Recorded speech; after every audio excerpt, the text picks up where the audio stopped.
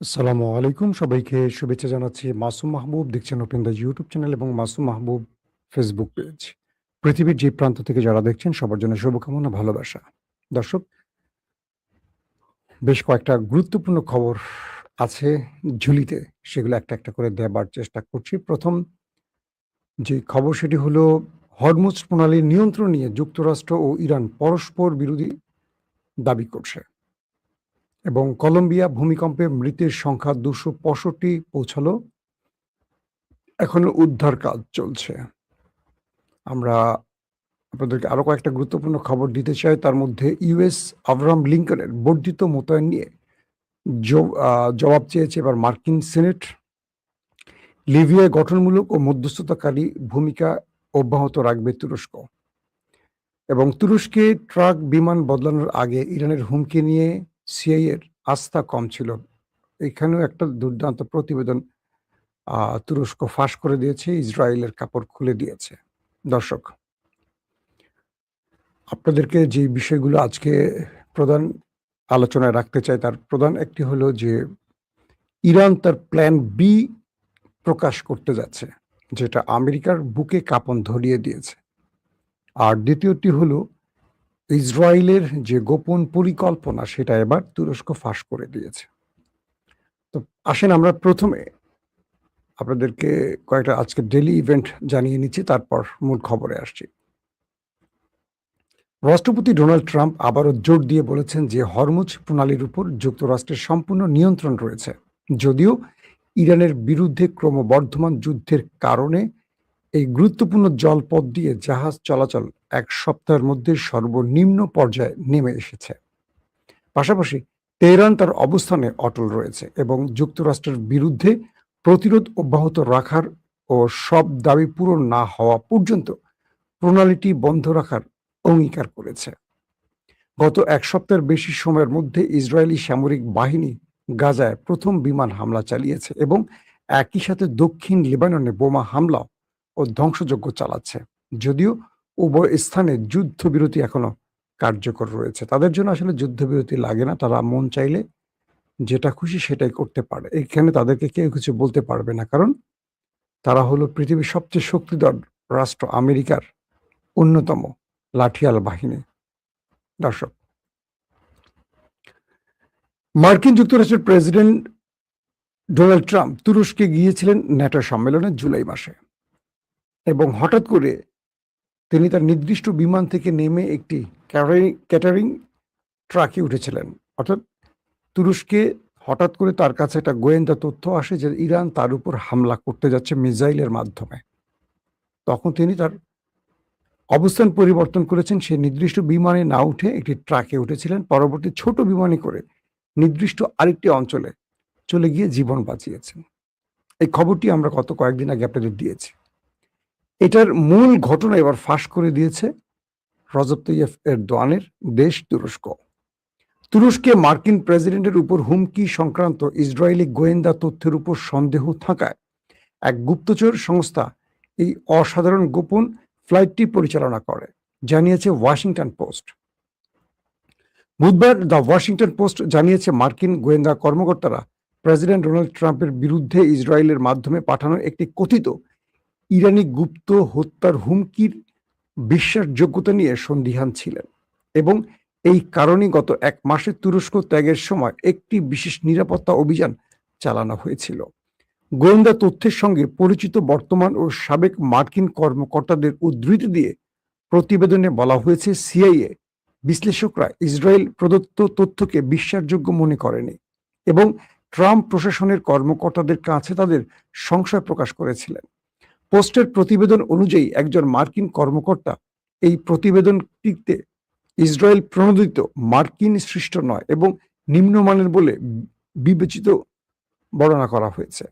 ৮ July NATO সম্মেলন, শীর্ষ সম্মেলনের পর ট্রাম্প তুরস্কের রাজধানী আঙ্কারা ত্যাগ করার সময় গৃহীত বিস্তৃত নিরাপত্তা ব্যবস্থা গোয়েন্দা উদ্বেগগুলো একটি নতুন মাত্রা যোগ করেছেন। আসেন কয়েকটা বিষয় আগে আপনাদের একটু বলি। আসলে ঘটেছিল কি তখন? অর্থাৎ ট্রাম্পের কাছে যখন খবরটি আসে যে তাকে ইরান মিসাইল দিয়ে হত্যা করতে যাচ্ছে, তখন তিনি তার অবস্থান পরিবর্তন করেছিলেন এবং ট্রাম্পের কাছে যে তথ্যটি এসছিল এটি ছিল ইসরায়েলের পাঠানো একটি গোয়েন্দা তথ্য। তুরস্ক সেটির সকল আদ্যোপান্ত খুঁজে বের করেছে। তুরস্ক বলছে যে দেশটিতে ন্যাটোর মতো একটি গুরুত্বপূর্ণ সামিট চলছিল এবং তুরস্ক তার সর্বোচ্চ গোয়েন্দা তৎপরতা, নিরাপত্তা বলয় তৈরি করে রেখেছিল বিশ্ব নেতাদের জন্য। সেই স্থানে ইরান কখনো হামলার চিন্তা করার সুযোগ নেই। পাশাপাশি ইরান এই মুহূর্তে, অর্থাৎ ইরান যে সময়টিতে লড়ছে কয়েকটি রাষ্ট্রের সাথে, সেখানে তুরস্কে হামলা করে তুরস্কের আগ্রাসনে বা তুরস্কের টার্গেটে পড়ার কোনো পরিকল্পনা ইরানের ছিল না। কে বলছে? তুরস্ক। এবং এই যে ঘটনাটি ঘটেছে বা বর্ণনা হয়েছে বা ট্রাম্প যা করেছে, এটি ছিল একটি মিথ্যে পরিকল্পনা। অর্থাৎ ইসরায়েল ট্রাম্প যাতে কোনোভাবে তুরস্কে বসে তুরস্কের কোনো স্বার্থ বাস্তবায়ন না করে এবং তুরস্কের সাথে পরিকল্পনা করে ইরানের সাথে কোনো যুদ্ধবিরতি কার্যকর না করে, অর্থাৎ ট্রাম্প যাতে যুদ্ধটা কন্টিনিউ করে, সেজন্য ট্রাম্পকে এই অতিরিক্ত প্রেশার বা চাপে ফেলতে ইসরায়েল এই মিথ্যা তথ্যগুলো প্রচার করেছে বা ট্রাম্পকে বুঝিয়েছে তাদের কাছে গোয়েন্দা তথ্য আছে যে তারা জানে ইরান তাদেরকে হত্যা করতে চায়।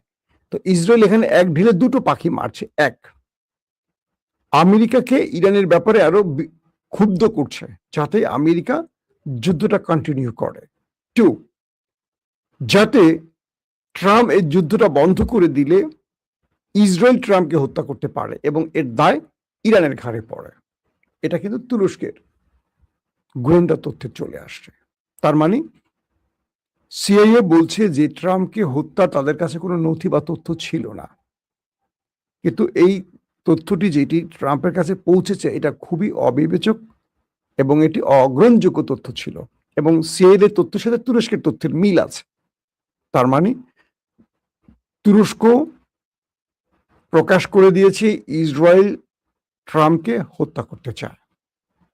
দুটো উপায়। এক, যদি ট্রাম্প মানে যতক্ষণ বা যতদিন ট্রাম্প ইসরায়েলের পরিকল্পনায় থাকবে বা ইসরায়েলের নির্দেশনা অনুসরণ করে এই যুদ্ধটা কন্টিনিউ করবে, ততদিন ইসরায়েল ট্রাম্পকে কিচ্ছু করবে না, বরং তাকে সব রকম পরামর্শ দিয়ে সাহায্য করবে, কারণ তার লাঠিয়াল হিসাবে কাজ করবে ট্রাম্প। যদি ট্রাম্প কোনো কারণে যুদ্ধ থেকে সরে আসে বা এই যুদ্ধ বন্ধ করে দেয়, তাহলে ইসরায়েলের খায়েশ পূরণ হবে না। তাহলে ইসরায়েল ট্রাম্পকে সরিয়ে দিয়ে বিকল্প কোনো প্রেসিডেন্টকে আনবে, জন এফ কেনেডির মতো। তার সাজানো কোনো প্রেসিডেন্ট নেক্সট প্রেসিডেন্ট হবে আমেরিকার, এবং আমেরিকা তার প্রেসিডেন্টকে হত্যার দায় ইরানের উপর বড় যুদ্ধ চাপিয়ে দেবে। তো এই কারণে ইসরায়েল ট্রাম্পকে নিয়ে এই খেলাটা খেলছে। একটা জিনিস বুঝতে হবে, ইরান তুরস্কে তো মারবেই না, আর ইরান এই মুহূর্তে ট্রাম্পকে হত্যা করে তার দেশের মধ্যে বিশাল যুদ্ধ টেনে আনার পলিসিতে নেই, কারণ ইরানের এখন দাবি আদায়ের মূল টার্গেট, কারণ ট্রাম্পকে মেরে দেওয়ার চেয়ে ট্রাম্পের মাধ্যমে দাবিগুলো আদায় ইরানের জন্য সবচেয়ে সহজ পথ। কিন্তু ইসরায়েল যে কাজগুলো করলো এখন তুরস্ক সেটা ফ্লাশ করে দিয়েছে এবং আমেরিকানরা বুঝতে পারছে যে ইসরায়েল আসলে কোন খেলাটা খেলছে। আসেন 2 নম্বর খবর, ইরানের প্ল্যান বি কি হতে পারে। সাম্প্রতিক সময় টেলিভিশন ইন্টারভিউতে ইরানের একজন সামরিক উপদেষ্টা, আপনারা আমার থাম্বনেলে তার ছবিটা দেখেছেন, তিনি স্পষ্ট করে বলেছেন যে আমাদের প্ল্যান বি আছে।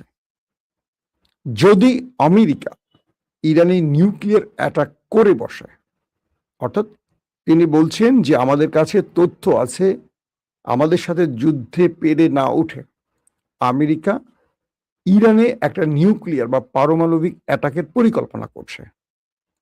তো আমরা যে তথ্যটি পেয়েছি যে ইরানে তারা একটা পারমাণবিক অ্যাটাক করতে পারে, আমেরিকা তাদেরকে আমরা এটুকু বলে দেই যে সময়টিতে আমেরিকা ইরানে পারমাণবিক অ্যাটাক করবে তার কয়েক ঘন্টা না কয়েক মিনিট পর মার্কিন যুক্তরাষ্ট্রের যে ঘাঁটিগুলো আছে প্রত্যেকটা আমাদের দখলে চলে আসবে।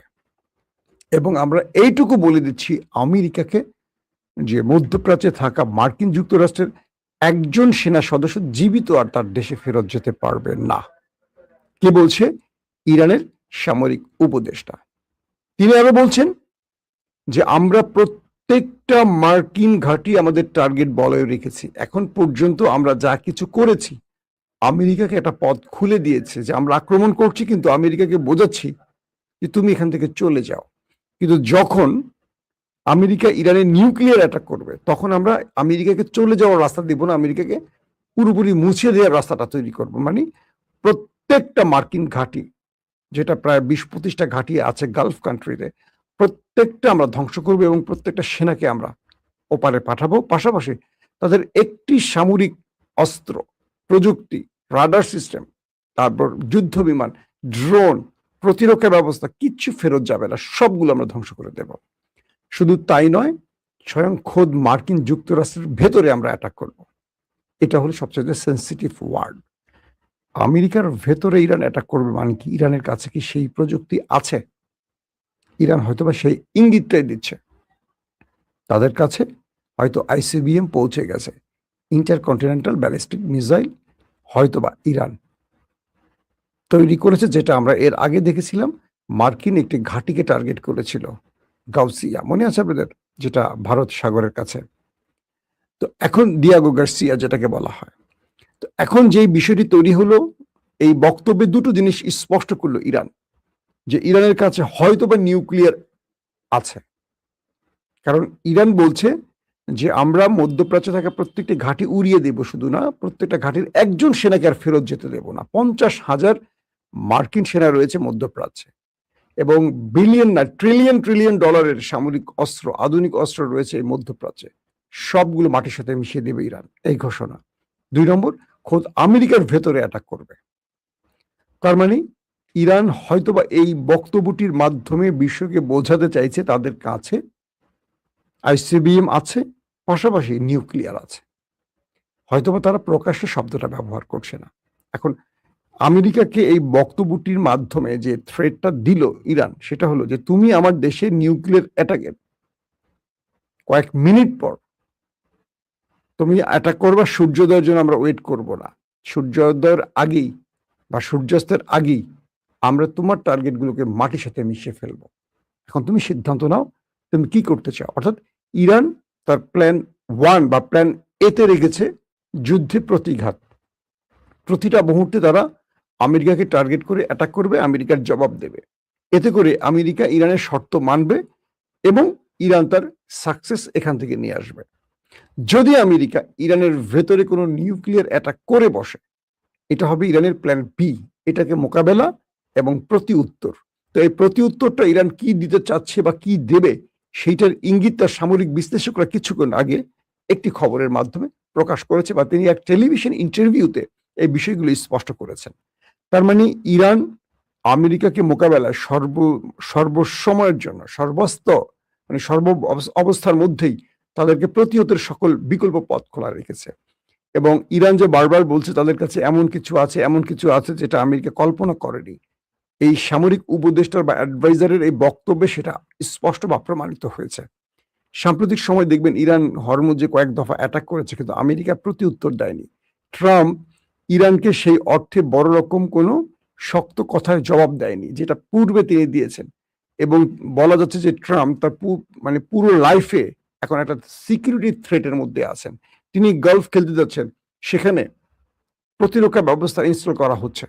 তিনি কোথাও সফরে যাচ্ছেন, সর্বোচ্চ নিরাপত্তার সঙ্গে সঙ্গে প্রতিরক্ষা ব্যবস্থা তার সঙ্গে রাখা হচ্ছে, যে এন্টি মিসাইল।